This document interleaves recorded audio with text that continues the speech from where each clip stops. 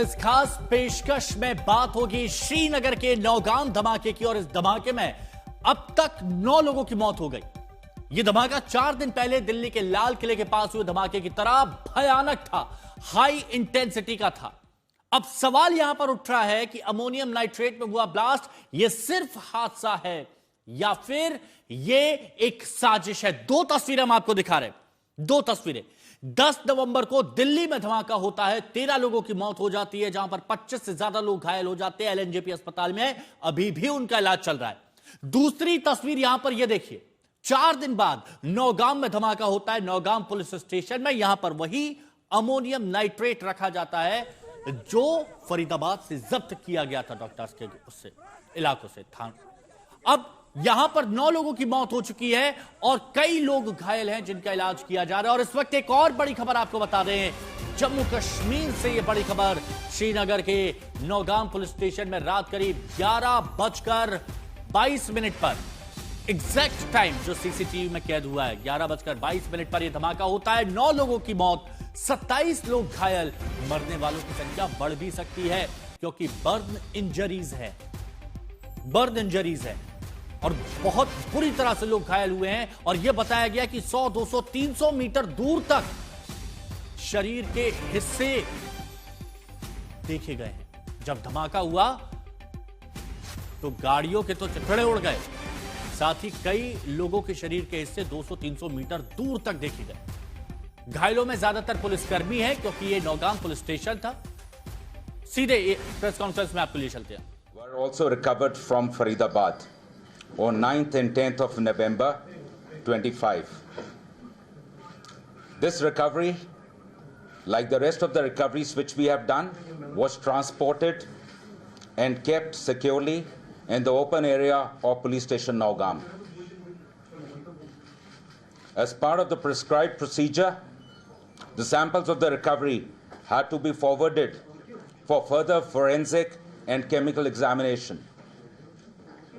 On account of the voluminous nature of the recovery, this process was going on for the past 2 days, which means yesterday and day before, by the FSL team. Due to the unstable and sensitive nature of the recovery,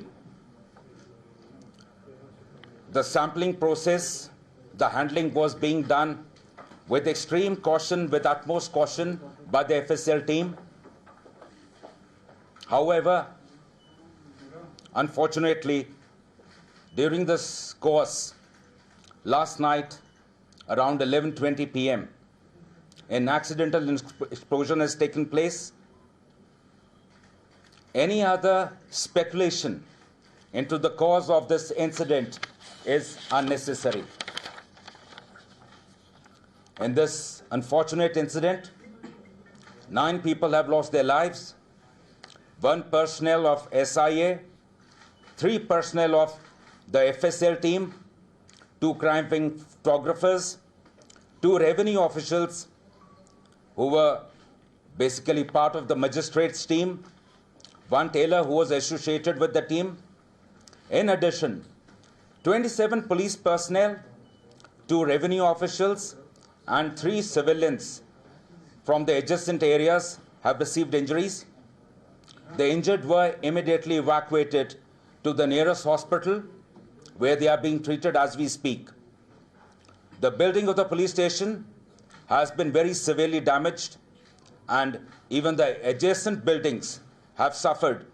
They have also been affected. The extent of this damage is being ascertained. The cause for this unfortunate incident is being inquired into. J&K Police stands in solidarity with the families of the deceased in this hour of grief. Thank you very much. Jai Hind. DGP Nalin Prabhat press conference कर रहे थे और उन्होंने इसको हादसा बताया है, किसी भी साजिश की बात को इनकार किया है। उन्होंने कहा यह हादसा है और उन्होंने कहा जो डीजीपी है जम्मू पुलिस के, उनकी तरफ से यह कहा गया कि 2 दिन से यह सैंपल लेकर जांच की जा रही थी, बहुत एहतियात बरती जा रही थी, सावधानी के साथ, लेकिन उसके बावजूद कल रात के 11:20 पर एक दुर्घटना होती है, धमाका होता है जिसमें एक एसआईए और बाकी के कई लोग जो वहां उस वक्त थाने में मौजूद थे उनकी जान चली जाती, 9 लोगों की जान गई है। अशरफ वानी हमारे सहयोगी हमारे साथ जुड़े हुए हैं। अशरफ, प्रेस कॉन्फ्रेंस में डीजीपी ने कहा यह हादसा था। बिल्कुल, कहीं ना कहीं हिमांशु अब तस्वीर जो है साफ कर दी है जम्मू कश्मीर पुलिस के महानिदेशक यानी डायरेक्टर जनरल की ने, और नीलन प्रभात ने ये साफ कह दिया कि इसमें कोई साजिश नहीं है, ये हादसा है। तो जाहिर है कहीं ना कहीं अब सवाल खड़ा होता है कि ये हादसा क्यों हुआ और इतना भयानक हादसा, और उसी जगह पर क्यों जो पूरे इस बम धमाके, चाहे फिर वो रेड फोर्ट का बम धमाका हो जिसमें एक डॉक्टर ने जो है अपने आप को ही उड़ा दिया था, उस पर भी जांच चल रही है। और अधिकतर जो ये पहला एफआईआर था यहीं से ये कहानी शुरू हुई थी और यहीं पर जो है ये धमाका हुआ। तो जाहिर है कि अब जो इसमें मरने वालों की तादाद डीजीपी ने बताई 9 लोग हैं, उनमें से इंस्पेक्टर इसरार जो कि एसआईए जो स्पेशल इन्वेस्टिगेशन टीम में है उसके प्रमुख थे, वो उनकी जान चली गई है। 2 फोटोग्राफर्स जो क्राइम ब्रांच के थे जो तस्वीरें लेने के लिए उस बरामदगी के लिए वहाँ पर पहुँचे थे, उनकी भी जान गई है। एक स्थानीय टेलर जो कि बैग्स बनाने के लिए वहाँ पर लाया गया था, उसकी भी जान चली गई है। और कई सारे जो लोग हैं, करीब 27 वो घायल हैं, उनका इलाज चल रहा है अलग अलग अस्पतालों में। तो जाहिर है कि अब फिलहाल सवाल खड़ा यही होता है कि आखिर ये चूक कैसे हुई और क्यों हुई। तो फिलहाल लेकिन एक चीज़ तो डीजीपी ने साफ कर दी कि ये हादसा है। ये जो सबस्टेंस लाई गई थी फरीदाबाद से, करीब 350 किलोग्राम अमोनियम नाइट्रेट, उस को एसएफएल की टीम जो हमने कल शाम को ही बताया था कि वहाँ पर मौजूद थी, वो उसमें 2 रेवेन्यू ऑफिसर्स भी थे, एक नायब तहसीलदार था, उनकी भी जान चली गई है।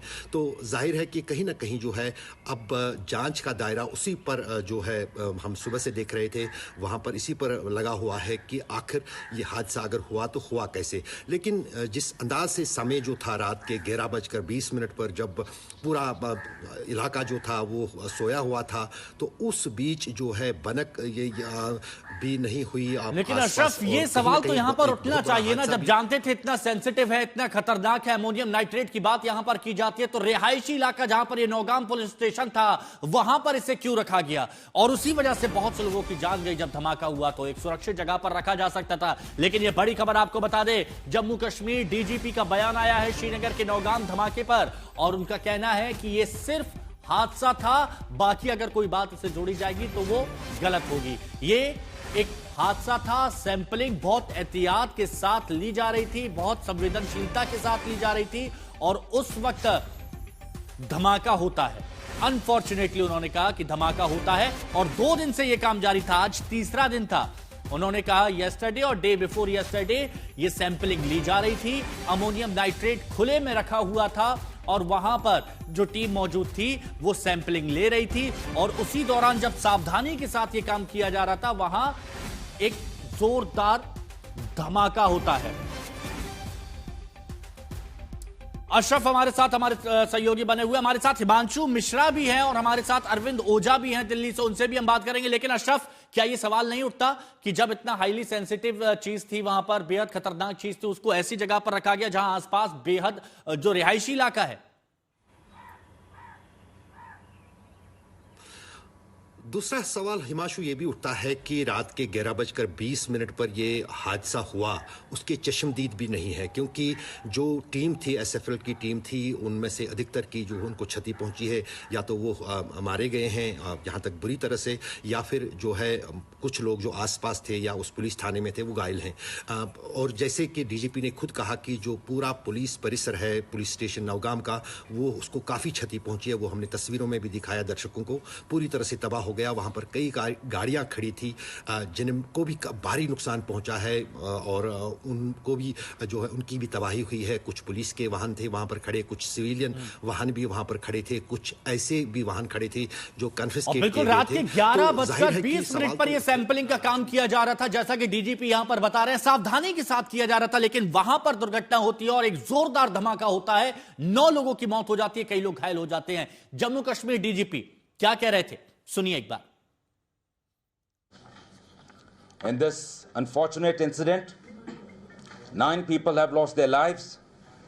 1 personnel of SIA, 3 personnel of the FSL team, 2 crime wing photographers, 2 revenue officials who were basically part of the magistrates team, 1 tailor who was associated with the team.